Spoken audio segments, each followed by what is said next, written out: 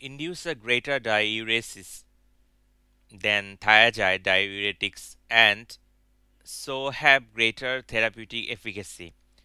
Potency describes the amount of drug required for a given response. More potent drugs produce biological effects at lower doses, so they have a lower ED50. A less potent drug can still have an equivalent or greater efficacy if it is given in higher doses. The dose response relationship for a specific drug varies between patients because of variations in the many determinants of pharmacokinetics and pharmacodynamics. In clinical practice, the prescriber is unable to construct a dose response curve for each individual patient. Therefore, most drugs are licensed for use within a recommended range of doses that is expected to reach close to the top of the dose response curve for most patients. However, it is sometimes possible to achieve the desired therapeutic efficacy at doses towards the lower end of or even below the recommended range. Therapeutic index. The adverse effects of drugs are often dose related in a similar way to the beneficial effects, although the dose response curve for these adverse effects is normally shifted to the right. See figure 2.2. The ratio of the ED50 for therapeutic efficacy and for a major adverse effect is known as the therapeutic index. In reality, drugs have multiple potential adverse effects, but the concept of therapeutic index is usually based on adverse effects that might require dose reduction or discontinuation. For most drugs, the therapeutic index is greater than 100, but there are some notable exceptions with therapeutic indices of less than 10. Example, digoxin, warfarin, insulin, phenytoin, opioids. The doses of such drugs have to be titrated carefully for individual patients to maximize benefits and but avoid adverse effects.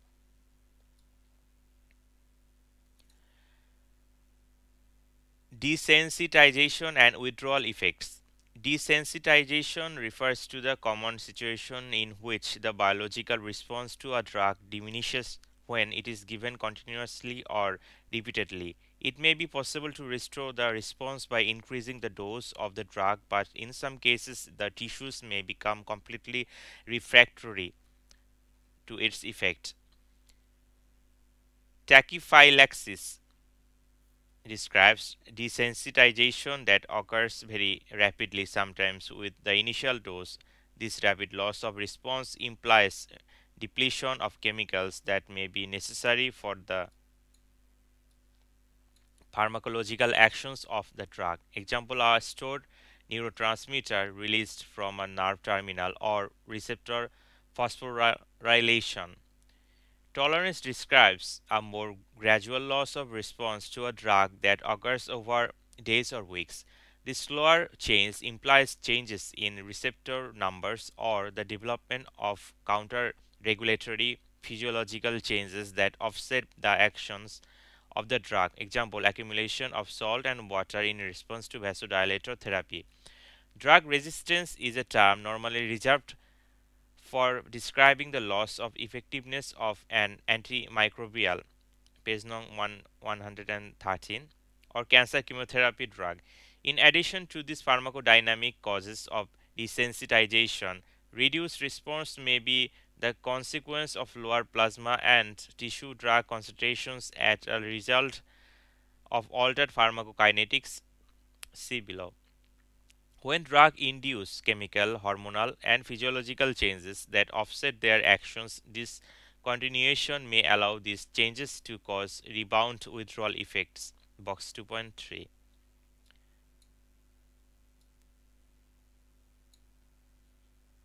Pharmacokinetics.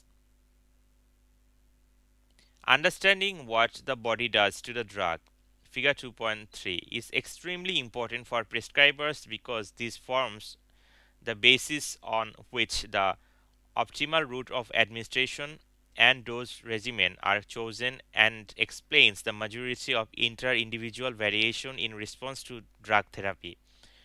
Drug absorption and routes of administration. Absorption is the process by which drug molecules gain access to the bloodstream.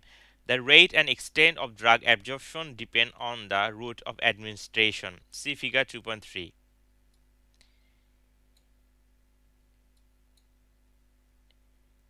Enteral administration. These routes have these routes involve administration via gastrointestinal tract, oral.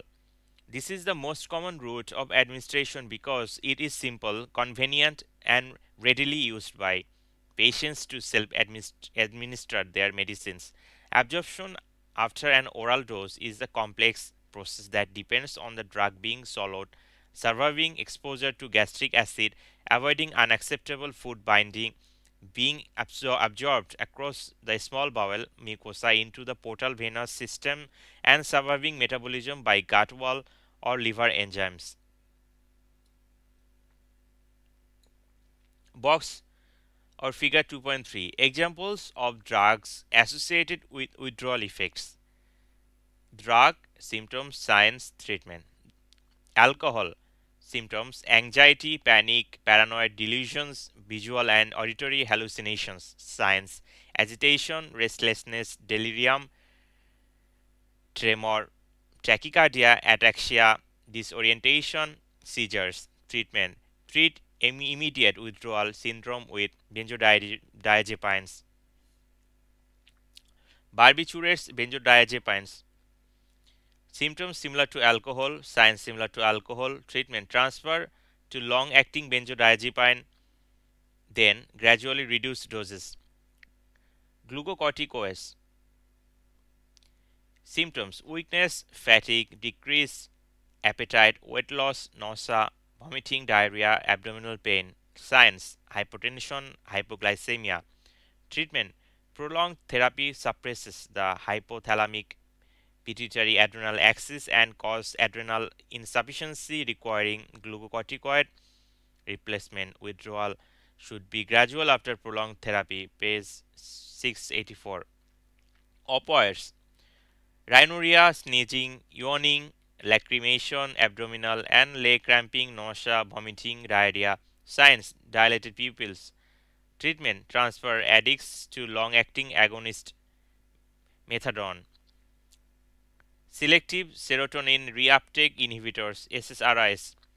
Symptoms: dizziness, sweating, nausea, insomnia, tremor, delirium, nightmares. Signs: tremor. Treatment: reduce SSRIs slowly to avoid withdrawal effects.